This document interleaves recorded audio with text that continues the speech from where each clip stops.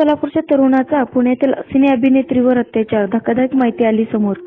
पुण्यात सिने अभिनेत्रीवर रिसॉर्टमध्ये नेऊन बलात्कार करण्यात आल्याचा धक्कादायक प्रकार उघडकीस आला आहे। या प्रकरणी विराज पाटील नावाच्या व्यक्तीवर गुन्हा दाखल करण्यात आला आहे। बलात्कार झाल्यानंतर अभिनेत्रीच्या डोक्यावर पिस्तूल ठेवून तिला ठार मारण्याची धमकी सुद्धा देण्यात आली आहे। या प्रकरणी 35 वर्षीय विराज पाटील विरोधात गुन्हा दाखल करण्यात आला आहे। 26 जानेवारी रोजी प्रजासत्ताक दिनी या अभिनेत्रीने तक्रार दाखल केली होती। अभिनेत्री आणि विराज यांची ओळख सोशल मीडियावर झाली होती। विराजने पत्नीला घटस्फोट देऊन तुझ्यासोबत लग्न करेन असं म्हणत अभिनेत्रीवर पुण्यातल्या मुळशी भागातील रिसॉर्टमध्ये वेळोवेळी बलात्कार केला। लग्नाचा आमिष दाखवून बळजबरीने शारीरिक संबंध ठेवले असं अभिनेत्रीने तक्रारीत म्हटलंय।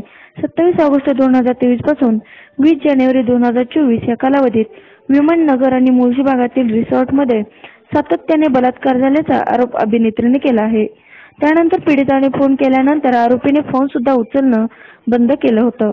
माझ्या घरच्यांना का टाळत आहेस, फोन का उचलत नाही असा प्रश्न विराजला महिलेनं विचारल्यावर त्याने शिवीगाळ केली।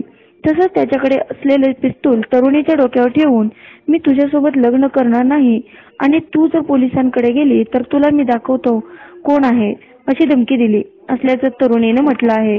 विराज पाटील हा राजकीय पार्श्वभूमी असलेला व्यक्ती असून पीडित महिला अभिनेत्री आहे।